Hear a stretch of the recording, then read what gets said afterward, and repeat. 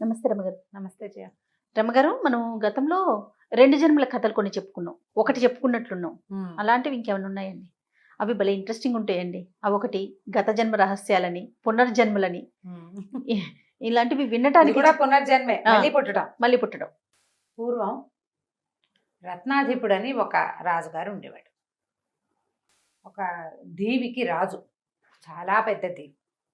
అయితే ఏంటంటే ఈయనకట చుట్టుపక్కల అన్ని రాజ్యాలు జయించేయాలి, అందరూ రాజకన్యల్ని వివాహం చేసేసుకోవాలి, అలాంటి కోరిక.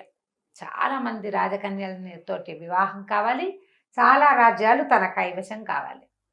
విష్ణుమూర్తిని బాగా ధ్యానించి ప్రార్థించేవాడు ఈ విషయం కోసం. ఈ విషయం గురించి. విష్ణుమూర్తిని ప్రార్థన చేశాడు చాలా కాలం. ఒక రకమైన తపస్సులాగా నిత్య పూజ జరిపితే ఒకనాడు విష్ణువు ఆయన అనుగ్రహించాడు. ఏం చెప్పాడంటే, నాయన, ఒక శ్వేతరశ్మి అని ఒక ఏనుగు ఉంది, నా అనుజ్ఞతోటి నీకు ఇచ్చాధారి అంటే ఎప్పుడు కావాలంటే అప్పుడు ప్రత్యక్షమయ్యేలా అంటే ఒక ఏనుగుని నీకు కానుకగా ఇస్తాను. నువ్వు ఆ ఏనుగుని ఎక్కి ఏ రాజ్యానికి వెళ్తే ఆ రాజు నా యొక్క ప్రేరేపణతోటే తన కూతుర్నిచ్చి నీకు వివాహం చేస్తాడు, నీకు కప్పాలు చెల్లించి నీకు లోబడిపోతాడు అని వరం ఇచ్చాడు. వరం ఇస్తే అతనికి బ్రహ్మాండమైన తెల్లని ఏనుగు, 4 దంతాలున్నది, ఐరావతంలాగా కనపడే ఒక ఏనుగు, శ్వేతరశ్మి అనే ఏనుగు మబ్బుల్లోంచి దిగి వచ్చేసింది దీనికోసం. అది ఏనుగుని అధిరోహించి తిరిగేవాడు. ఒక్కొక్క రాజ్యాన్ని జయించాడు. ఎంతమందో రాజుల్ని జయించేశాడు. అందరూ ఒప్పేసుకున్నారు. 80,000 మంది రాజుల్ని జయించి 80,000 మంది రాజకన్యకల్ని వివాహం చేసుకున్నాడు ఇతను. 80,000 మందితోటి ఏం చేశాడు, ఎలా చేశాడు, సంసారం వాళ్ళతో ఎలా జాగ్రత్త పెట్టాడు, కొట్టు చావకుండా ఎలా చేశాడు, అసలు ఎలా గుర్తున్నారు ముందు? అవన్నీ అడగద్దు. ఓకే. అయితే ఏమైంది, ఈ 80,000 మంది భాలే హాయిగా చాలా సంతోషంగా చాలా గొప్పగా విశేషంగా జీవించాడు ఆయన. అయితే ఒకసారి ఏమైందంటే, ఈయన దాంతో ఒక జైత్రయాత్ర ముగించి నగరానికి వస్తుండగా, నగరానికి బయట ఇంకా నగర ప్రవేశం చేస్తూ ఉండగా ఒక పక్షి చాలా పెద్దది, అది ఏం చేసిందంటే ఏనుగుని తలపై ముక్కు పెట్టి గుచ్చేసింది. అంటే మామూలుగా పైన పక్షులు ఎగురుతుంటాయా, తల మీద తన్నేస్తుంటాయి, కొడుతూ ఉంటాయి. అవునండి. ఓ పక్షి దీనిని కుంభస్థలం మీద గుచ్చింది. గుచ్చేసరికి ఈయన ఏం చేశాడు, గబగబా అంకుశంతో పక్షిని తోలాడు. కానీ సరిగ్గా దానికి ఎక్కడ తగిలిందంటే ఆ దెబ్బ, ఆ ముక్కు దెబ్బ అమిత వేగంతో వచ్చింది. పెద్ద గండభైరుండ పక్షి, చాలా బరువైనది, ఒక అశనిఘాతంలాగా తగిలేసింది ఏనుగుకి. తగిలేసి గుడ్లు తేలేసేసింది. ఏనుగు పడిపోయింది కింద. ఇక తిప్పుకోల, స్పృహలోకి రాల, ఒక రకమైన మూలుగు, కదలిక లేదు, చాపచొట్లాగా పడిపోయి ఉంది. ఈయన ఎంత ప్రయత్నం చేసినా ఏనుగుని స్వస్థత పరచలేపాడు. భగవద్దత్తమైన ఏనుగు, అది ఎందుకు పడిపోయిందో ఈయనకు తెలియలేదు. అక్కడి నుంచి వారా వీరా ఎంతమందినో పిలిచి అడిగాడు, ఏం చెయ్యాలి, ఇంకా ఊరు దాట్లా, ఊళ్ళోకి వెళ్ళే అవకాశం లేదు, ఊరు బయటే, ఇది అంటే నగర ద్వారాల బయటే జరిగింది. అప్పుడు తాంత్రికులు, కర్తాంతికులు, వాళ్ళని వీళ్ళని అందరినీ పిలిస్తే వాళ్ళు ఏమన్నారంటే, మహాపతివ్రత హస్తస్పర్శ తగిలితేనే ఇది లేస్తుంది, ఇది దైవికమైన ఏనుగు. ఆ పక్షి కొట్టిన చోట దాని ప్రాణం తలుపు దీని మీద తగిలింది. పతివ్రత ఎవరైనా ఆ ఏనుగుని ముట్టుకుంటే ఇది లేస్తుందంటే, ఈయన ఉంటే మనకేం కోదమా పతివ్రతలకి, 80,000 మంది లేరు నా భార్యలు. అలాగని భార్యల్ని రప్పించాడు. 80,000 మంది రాజకుమార్తెలు అంటే 80,000 మంది మహారాణిలు, రాణులంతా ఒక్కొక్కళ్ళు విడివిడిగా వచ్చి ఏనుగుని కావలించుకున్నారు. కదలిక లేదు. వాళ్ళు సిగ్గుపడ్డారు. ఈయన తల ఎక్కడ పెట్టుకోవాలో తెలియని స్థితికి వచ్చేసాడు. ఇంతమంది రాణిలో ఒకటి పతివ్రత లేదు, ఈయన కర్మకి పాపం ఎవరు లేరు. ఒక్క భార్య కూడా పతివ్రత కాదు. సిగ్గుతో చచ్చిపోవాలనిపించింది ఈ రత్నాధిపుడికి పాపం. ప్రపంచానికి తెలిసిపోయింది చూడు, ప్రపంచం తెలుసుకుంది ఇది వీళ్ళ పతివ్రతలు కాదు అనే విషయాన్ని. ఆయన చాలా సిగ్గుపడ్డాడు. ఆ సమయంలో హర్షగుప్తుడనే ఒక వ్యాపారస్తుడు ఈ నగరానికి వస్తున్నాడు వ్యాపారం కోసం. ఆయన ఈ పరిస్థితిని తెలుసుకుని ఏమన్నాడంటే, అయ్యా, నా దగ్గర ఒక పని చేసే ఆవిడుందండి, నాకు దాసురాలు, నాకు సహాయంకురాలుగా వస్తుంది, నేను ఎక్కడికైనా వెళ్తే. ఆమె పేరు శీలవతి, మహాపతివ్రత. ఆమె ముట్టుకుంటుందండి మీ ఏనుగునంటే ఈయన ఏమంటున్నాడంటే 80,000 మంది మహారాణులు అయ్యారు, ఇక శీలవతి ఎవతో వస్తుంది, సరే రాని నాయన అన్నాడు. ఇంకేం చేస్తారు, ఏదో ఒక ప్రయత్నం చేయాలి. ఆ శీలవతి వచ్చి కాళ్ళు చేతులు కడుక్కొని వచ్చి నమస్కరించి ఈ శ్వేతరశ్మిని ముట్టుకునేసరికల్లా లేచింది ఏనుగు. లేచి నిలబడింది, మెల్లిగా తిప్పుకుంది. రాణులు సిగ్గుపడి నగరంలోకి వెళ్ళిపోయారు. ఈయన ఈ రత్నాధిపుడు ఢామని చాపచుట్టగా పడ్డాడు ఈవిడి కాళ్ళ మీద. మా తల్లి నీ వల్లే నా ఏనుగు బతికింది అని చెప్పి తర్వాత ఏనుగును స్వస్థతపరిచి నగరంలోకి తీసుకెళ్ళిపోయాడు. ఆ తర్వాత ఏం చేశాడంటే రత్నాధిపుడు ఈ శీలవతిని మంచి చేసుకుని ఏమన్నాడు, అమ్మ మీ వంశానికి చెందిన వాళ్ళు ఎవరైనా, మీ కుటుంబానికి చెందిన వాళ్ళు ఎవరైనా చక్కటి పెళ్ళి ఉంటే చెప్పు, నేను పెళ్లి చేసుకుంటాను అన్నాడు. ఈయనకి 80,000 మంది మీద విరక్తి పుట్టింది. పతివ్రతల కోవ, శీలవతి మహాపతివ్రత. ఏనుగు చూపించింది కదా దానికి తార్కాణము. ఆవిడ చెల్లెల్లో ఆవిడ ఆడపడుచు కూతురునో మేనమామ కూతురునో చేసుకుంటే వాళ్ళ వంశంలో పోలికలే వస్తాయి, వాళ్ళ వంశం అంతా పతివ్రతలుగా ఉంటారని భావించి అడిగేసరికల్లా శీలవతి ఏమందంటే, అయ్యా మాది తామ్రలిప్తి నగరం అండి, మా చెల్లెలు ఉంది, పిల్ల పేరు రాజదత్త, మీరు కావాలంటే మా చెల్లెల్ని వివాహం ఆడుతారు కానీ వివాహ యోగ్యమైన వయసులోనే ఉంది పిల్ల అని చెప్పింది. ఈయన ఏం చేశాడు, వెంటనే ఆ హర్షగుప్తుని ఈ శీలవతిని తన శ్వేతరశ్మి ఎక్కించుకుని ఏనుగు మీద కొంతమంది పరివారంతో ఆ తామ్రలిప్తి నగరానికి వెళ్ళాడు. వెళ్ళి పిల్లని చూసి పెళ్లి కుదుర్చుకున్నాడు. ముహూర్తాలు పెట్టేయడానికి కార్తీకులు ఏమన్నారు, అయ్యా ఇది సమయం కాదండి, ఈ సమయంలో మీరు కనుక వివాహం చేసుకుంటే మీ భార్య అసతి అయ్యే అవకాశం ఉంది, పతివ్రత కాకపోయే అవకాశం ఉంది, కాబట్టి ప్రస్తుతానికి ఆగండి కొన్నాళ్ళు అంటే ఆయన నేను ఆగలేను అన్నాడు. నేను ఆగలేను, వెంటనే చేసేసుకోవాలి, పెళ్ళి అయిపోవాల్సిందే ఇప్పుడే ఈ ముహూర్తానికి, కాకపోతే అసతి అవుతుందని అనుమానం ఉంటే అసలు ఆ పిల్లకి రెండో మనిషి కనపడకుండా చేస్తాను నేను. పరాయి మగవాళ్ళు ఎవరైనా ప్రవేశిస్తే కదా ఆ పాతివ్రత్యం భంగం అయ్యేది, అసలు ఆ అవకాశం లేకుండా చేస్తా అని చెప్పి ఏం చేశాడు, ఈ పిల్లని పెళ్లి చేసేసుకుని ఆ రాజదత్తని ఏనుగు ఎక్కించుకుని తన ఇంటికి తీసుకొచ్చేసి తను ఉండే ఊరికి చాలా దూరంగా సముద్రంలో ఉన్న ఒక రత్నాల దీవిని ఈ అమ్మాయికి నివాసంగా చేశాడు. అదొక దీవి, పడవ వేసుకుని వెళ్తే కానీ మామూలు డింగి పడవలు అవి కుదరవు, పెద్ద పెద్ద నౌకలే వెళ్తాయి అక్కడికి. తాను మాత్రమే వెళ్ళేలాగా ఏర్పరిచి ఆ అమ్మాయికి బోళ్ళంత మంది సైనికుల్ని, ఆడాళ్ళనే బోళ్ళంత మంది పరివారాన్ని, సేవకుల్ని ఏర్పరిచి అన్ని ఆడంగులే, వేరే మగంగులు లేకుండా చేసేసాడు. ఇప్పుడు ఏంటంటే ప్రమాదం రాకుండా ప్లాన్ చేసుకున్నాడు. కాదండి, ఇంత ప్లాన్ చేసుకునే బదులు ఆగొచ్చు కదా కొన్ని రోజులు. ఒక్కొక్కళ్ళకి ఆగలేనితనం ఉంటుంది జయ, పిచ్చి పాడుగాను, వాడి పిచ్చితోటి అలా చేశాడు పాప. సరే ఏమైంది, చక్కగా అన్ని ఏర్పరిచాడు, ఆ అమ్మాయిని అక్కడ ఉంచాడు. వారానికి ఒకసారి 2 సార్లు తను వస్తూ ఉండేవాడు భార్య దగ్గరికి. అయితే ఒకనాడు ఏమైంది, ఓ రోజు రేపొద్దున్నే తెల్లవారుజామున వెళ్ళిపోవాలంటే ఆ అమ్మాయి ఆ తెల్లవారుజామున భర్తను వదిలిపెట్ట, ఉండు నాతోటి నాకు తల్లి తీరలేదు నువ్వు అంటే అతను అప్పుడప్పుడు వస్తున్నాడు, ఉండిపో నేను ఒక్కదాన్ని ఉండలేకపోతున్నానని బాగా బతిమలాడి. ఆయన ఏమన్నాడు, ఎందుకు రేపు రాను, మళ్ళీ ఒక్క రోజుకి వచ్చినప్పుడు ఈసారి 4 రోజులు ఉంటా అని, అక్కడ అవసరమైన పని ఉంది, రాజకార్యం ఉందని ఆ పిల్లని వదిలిపెట్టి బయలుదేరాడు. ఈ భర్త వెళ్ళిపోయాడు, నౌకలో పడి వెళ్ళిపోయాడు. ఈ అమ్మాయి ఆ గేటు బయట నిలబడి ఆ నౌకలకేసే చూస్తోంది. ఇంతలో ఏమైంది, ఈయన ఇటు వెళ్ళాడు, అటువైపు నుంచి ఆ సముద్ర తీరం నుంచి ఒక కుర్రాడు నడిచొచ్చాడు.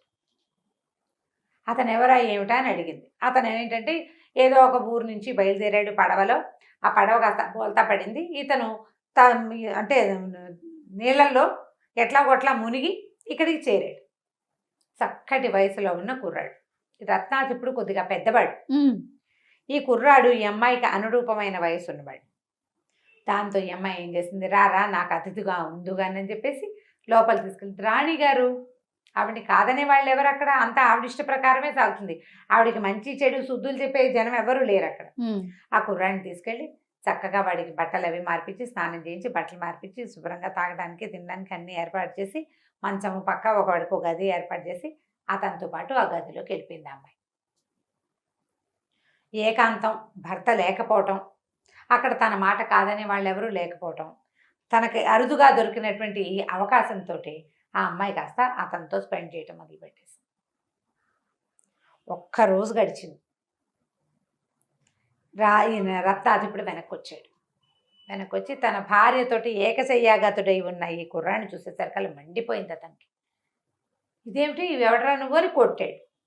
వాడు ఏదో విషయం చెప్పుకున్నాడు, ఆ పూటంతా చాలా గిజాటుగా ఉండి ఏం చేశాడంటే వాడిని మళ్ళీ ఓడెక్కించి పంపించేశాడు.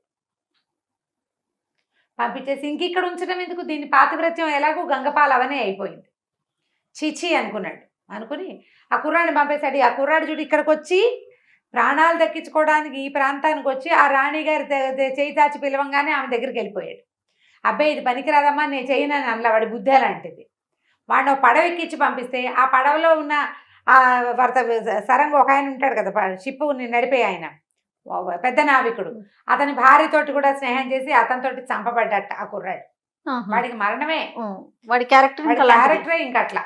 ఇతను ఏం చేశాడు, ఈ రాజదత్తని ఇక్కడి నుంచి తీసుకొచ్చేసి తన నగరానికి తెచ్చేసాడు. తెచ్చాక అతనికి ఏమనిపించిందంటే, ఇదేమిటి నాకు ఈ కర్మ, 80,000 మంది రాజకుమార్తెలు వీళ్ళైపోయారు, పతివ్రతలు కాదని నలుగురు ముందు తెలిపింది, నా బతుకు బయటపడింది. ఇది కావాలని శీలవతి చెల్లెలని మహాపతివ్రతల కోవకు చెందిందని తీసుకొచ్చి ఇంత జాగ్రత్తగా ఎక్కడా కనపడకుండా దీంట్లో ఎలాగంటే రామచిలక ప్రాణం లోపల ఎక్కడో పెట్టి రామచిలకలో పెట్టినట్టుగా దాచిపెట్టినా కూడా దీని పాతివ్రత్యం పాడైపోయింది. ఎందుకు నాకు ఈ తపస్సు ఏమిటి, నాకు ఇదేమిటి, రాజ్యం ఏమిటి, నేను రాజుతనం ఏమిటి, నాకు ఇదేం వద్దనిపించేసింది, వద్దని వెళ్ళిపోదాం అనుకున్నాడు. సన్యాసం పుచ్చుకోవాలి, నేను తపస్సు చేసుకుంటాను, నేను ఇంకా అసలు ఉండను వీళ్ళ దగ్గర అని చెప్పి తన రాజ్యాన్ని 4 భాగాలు చేశాడు. తన సంపదని శీలవతికి ఒక పెద్ద ముక్క ఇచ్చేశాడు, రాణులకి కొంత ఇచ్చేసి ఆ రాజదత్తను వదిలిపెట్టి బయలుదేరిపోయాడు. శ్వేతరశ్మిని ఎక్కి బయలుదేరాడు.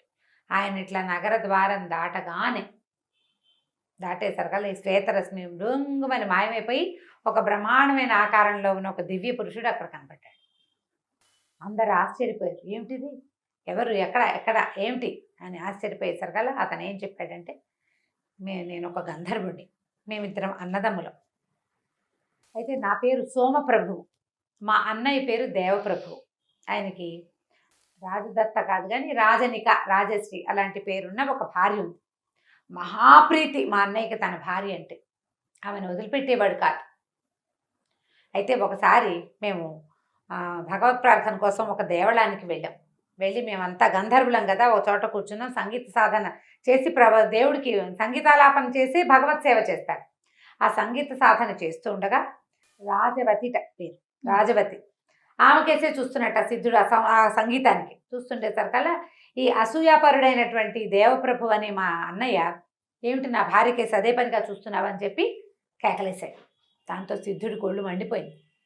అవురవరా, నీ భార్యకేసి చూడటం ఏమిట్రా, నీకు ఇంత ఈర్ష్య ఏమిటి, ఇంత అసూయ ఏమిటి, అమ్మాయి వెప్పిస్తే నీ భార్య సౌందర్యానికి నేను లోబడిపోయినట్ట, సంగీతం కోసం ఆమె కేసు చూస్తున్నాను, నువ్వు ఇంత ఈర్ష్యాలు, నీకు గంధర్వయోనిగా ఉండకూడదు, నువ్వు ఇట్లా ఉండకూడదు, ఎవరైనా నీ భార్య కేసు చూస్తేనే ఆమె పాతివ్రత్యం పోతుందని నీ దుర్బుద్ధి ఉంది చూడు, ఈ బుద్ధి వల్ల నువ్వు మానవ జన్మనెత్తు అన్నాడు. అనేసరికల్లా ఇంతలో ఏమైంది, పక్కనే కూర్చున్నాడు సోమప్రభు తమ్ముడు, ఈయన చిన్న తెల్ల ఏనుగు బొమ్మ ఉంది అతని చేతిలో, ఆటకి తెచ్చుకున్నాడు. ఆ ఏనుగు బొమ్మనైతే ఆ సిద్ధుడికేసి విసిరి కొట్టాట, మా అన్నయ్యని శపిస్తావా, విసిరి కొట్టేసరికల్లా, అవురా అన్నకి తగ్గిన తమ్ముడు వీడు, ఇంత పొగరు ఉంది, నీ ఏ బొమ్మతోటైతే నన్ను కొట్టావో అదే తెల్ల ఏనుగుగా నువ్వు మారిపో, భూలోకంలో పుట్టు నువ్వని శపించాడు. దాంతో ఈయన వీళ్ళు బతిమలాడుకున్నారు, మమ్మల్ని రక్షించమని. అనేసరికల్లా ఆయన ఏమన్నాడంటే, ఈ మాత్సర్యానికి, ఈ రకమైన అసూయాపరత్వానికి నీకు ఖచ్చితంగా శిక్ష పడవలసిందే, భూలోకంలో పుట్టు, 80,000 మందిని వివాహం చేసుకుంటావు, కానీ జనసమూహంలో నీ భార్యలు పతివ్రతలు కాదనే విషయాన్ని నీకు తెలుసుకుంటావు. ఏ భార్యను చూసుకుని నువ్వు ఇంత ఈర్ష్యాగ్రస్తుడివి, అసూయాగ్రస్తుడివి అయ్యావో, ఆ భార్య పరపురుషుడితోటి కలిసి ఉండగా కంటితో చూస్తావు నువ్వు, అప్పుడు కానీ నీకు బుద్ధి రాదు. ఆ తర్వాత నీకు వచ్చిన ఆ వైరాగ్యం వల్ల అప్పుడు నీకు శాప విమోచనం కలుగుతుంది. నువ్వు ఎప్పుడు స్త్రీలని నువ్వు రక్షించకూడదు, మగవాడు స్త్రీలని రక్షించడు, స్త్రీయే స్త్రీని రక్షించుకోవాలి. ఆమె సద్గుణ సంపన్నగా ఉండాలి అని నువ్వు జాగ్రత్త పడ్డం కాదు, నేను సద్గుణగా సంపన్నగా ఉండాలని స్త్రీ భావించాలి. మగవాడు కాపాడి మొదట తండ్రి, తర్వాత భర్త, ఆ తర్వాత కుమారులు స్త్రీని రక్షిస్తామని అనుకోవటం చాలా పొరపాటు. నాకు రక్షణ, నేను రక్ష అని వాళ్ళు భావిస్తేనే వాళ్ళ పాతివ్రత్యము, వాళ్ళ సౌశీల్యము నిలబడుతుంది. ఎవరైనా చూస్తేనే ఏదో అయిపోతుందని నువ్వు అనుకుంటే అది చాలా తప్పు. అది చేయకూడదు. ఇలాంటి గుణం కలిగి ఉన్న మానవుల యొక్క లక్షణం ఇది. నేను రక్షించి కాచి కాపాడతాను, ఎవరు నా పెళ్ళాం వైపు చూడకూడదు లాంటి భావనలు మనుష్య భావనలు. అదే వాళ్ళ నాశనానికి కారణం. నువ్వు అలా పారిపోమని ఆయన శాపం ఇచ్చాడు. శాపావసానం ఏం చెప్పాడంటే, ఎప్పుడైతే నువ్వు భార్యని పరపురుషుడితోటి చూస్తావో, ఎప్పుడు నీకు ఇది వద్దనిపిస్తుందో జీవితం, ఆనాడు నీకు శాప విమోచనం అన్నాడు. అంచేత నాకు శాప విమోచనమైంది. నేను సోమప్రభువు, ఈయన మా అన్నయ్య దేవప్రభువు అని చెప్పేసరికల్లా ఆయనకి మొత్తం జ్ఞాపకం వచ్చింది. ఈ ఈయనకి రథాధిపుడికి జ్ఞాపకం వచ్చి, ఓహో అయితే నా భార్య రాజదత్తే ఆనాటి రాజవతి. వెంటనే తన భార్యను కూడా పిలిపించుకున్నాడు అతను. ఎవరు? శీలవతి చెల్లిని. శీలవతి చెల్లి, తన భార్య ఆవిడే కదా. ముగ్గురు కలిసి గంధర్వులుగా మారిపోయి తమ లోకానికి వెళ్ళిపోయారు. మొదట గంధర్వులుగా ఉన్న వీళ్ళు ఈ ఈర్ష్యాపరత్వము, అసూయాపరత్వము, తన భార్యను ఎవరు చూడకూడదు అనే ఒక దిక్కుమాల గుణంతో మానవులుగా జన్మించవలసి వచ్చింది. జన్మించి ఎలాంటి అవమానం పొందాడు అతను? వీడి చెప్పుకోలేనంత. పతివ్రతలు కాదు వీడి భార్యలు అంటే ఎంత చిన్నతనం. 80,000 మంది. అది అదే 80,000 మంది మళ్ళీ మామూలు వాళ్ళు కాదు, రాజకుమార్తెలు. కావాలని చేసుకున్న శీలవతి చెల్లెలు కూడా శీలవతి కాలేదు చివరికి. అలాంటి పరిస్థితిని ఈర్ష్యాపరత్వమే అతనికి తీసుకొచ్చింది. ఈ సందర్భంగా ఆ కథలో చెప్పబడేది ఏంటంటే, స్త్రీని పురుషుడు రక్షిస్తున్నాడు అని అనుకోవటం భ్రమ. స్త్రీకి రక్షణ ఆమె యొక్క సౌజన్యము, సౌశీల్యమే, కానీ మగవాడు ఆమెను ఇతరుల నుంచి కాపాడలేడు. వాళ్ళకి వశం కాకూడదు, ఇంకొకళ్ళని నా జీవితంలోకి రానివ్వకూడదని ఆ స్త్రీ అనుకుంటే ఎలాంటి పరిస్థితుల్లోనూ ఆమె పాతివ్రత్యాన్ని తప్పదు. నువ్వు కాచి కాపాడి ఎక్కడైనా తీసుకెళ్ళి చీకటి గుహలో దాచేసినా అక్కడ కూడా ఏదో ఒకటి జరుగుతుంది పొరపాటు. ఆమె అనుకోవాలి. ఆ సందర్భంగా ఈ కథ చెప్తారు. కథా సరిసాగరంలో కథే. చాలా బాగుంది రమ్మ గారు. ఇంకొక స్టోరీతో మళ్ళీ కలుద్దాం. నమస్తే. నమస్తే జయ.